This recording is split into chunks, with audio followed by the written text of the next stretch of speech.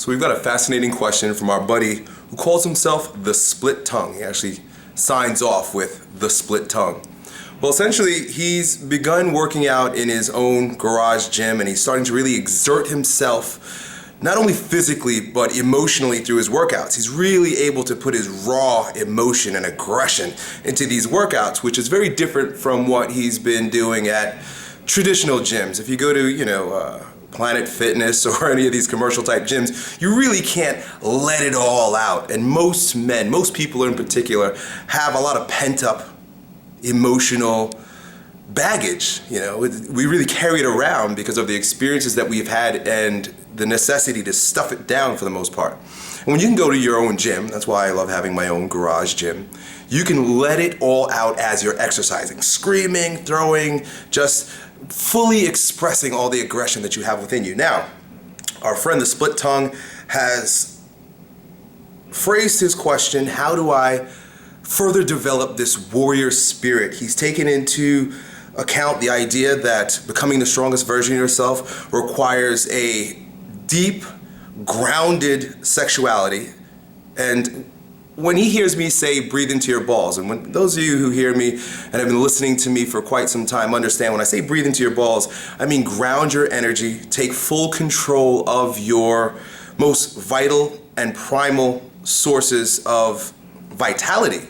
That's what breathing into your balls does. It's an expression that describes what you would experience if you balance what I'm going to call tender aggression. That's a very important term that I'm going to be talking a lot more about. It's one that I've developed and will continue to develop in order to shed light on this idea of what it is to be, in our friend's terminology, a warrior spirit. What this essentially means, and my answer to your question is to develop this idea, this concept that I'm sharing with you of tender aggression. The idea of a really strong man never comes across as very hysterical and wild and crazy. But we tend to think that an aggressive or a warrior type person is someone who's just hysterically going about destroying everything in his environment and stepping on people, and he's just, right? But if you watch even movies, because subconsciously we understand this stuff, these ideas that there is a grounded aggression, there's a tender aggression that's not only more resourceful, but it's far more attractive. If you watch movies like 300, you notice like King Leonidas, right? He's a big, strong, super badass, but he's also very calm, cool, calculated, and he takes his time. He's very soft as well as hard. There is that balance once again. So how do we develop this? How do we continue to be stronger men, but also softer men at the same time? How do we become more aggressive, but also tender at the same time, so that we have this balance of our vital resources and our ability to calculate and think calmly, right? It's this balance that I've described between using the head and moving from your heart, right? The heart is soft, it's yin, it's female, it's passive. The head, very aggressive, direct, formal, calculative. There needs to be a balance. Well, being that my first positioning, how I serve people essentially is through the body, the very first thing I want to do is help you position your body, help mold a body that embodies tender aggression. And the way that looks is through a strong posture where the long muscles of the back are firm, are strong, are tense, but also supple. And the musculature, and that's where your aggression comes from. All the muscles in the back are aggressive. That's why when you notice you're getting upset, the shoulders go up. When you're fearful, the shoulders go up. Even animals, they get their back up. That's where that term comes from. Don't get your back up. That means you're getting aggressive. You don't want to be too hysterical with your aggression. You want to balance it with some calmness, some grounding, some deep breathing. So that also means that the muscles in the front of your body have to be soft and supple. I've often talked about the neurotic holding patterns across the front part of the body that restrict your ability to breathe deep.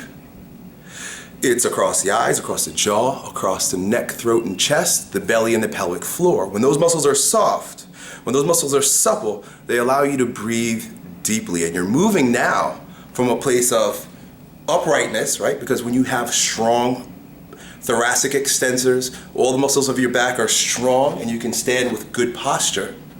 You've got your chest up. You present a much more aggressive but also confident individual. And when you're breathing calmly, softly, supple down into your pelvic floor, because the muscles in the front of your body are soft, you are more grounded. You can calculate, you can think, you can take your time, you can be that much more grounded in your approach to the aggression. You can be that much more tender in your aggressiveness. Balance one way or the other, and imbalance one way or the other will manifest itself as an imbalanced man. You're either too much of a pussy, you're just way too soft, bro, toughen the fuck up, or you're way too aggressive, way too yang, you're way too hard, dude. Those guys who think they're big men because they're really aggressive and hard are usually the ones that have the hardest time finding women.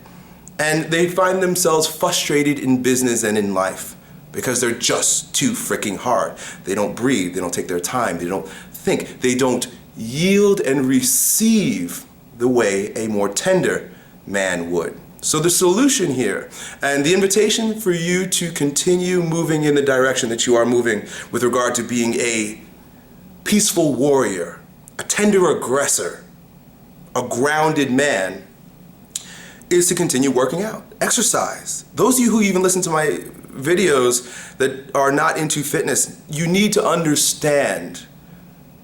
And of course I'm biased, I come from a position where I'm teaching people how to be fit, but you've got to understand that your energetic strength, your psychological, emotional power is exhibited through your physical body.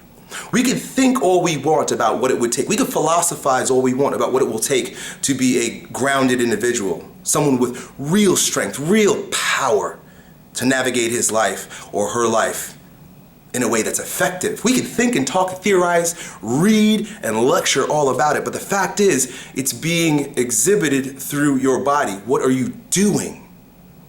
And your body and everything that you do, right, happens through your body. Everything moves from a position of rest. That position of rest is your body.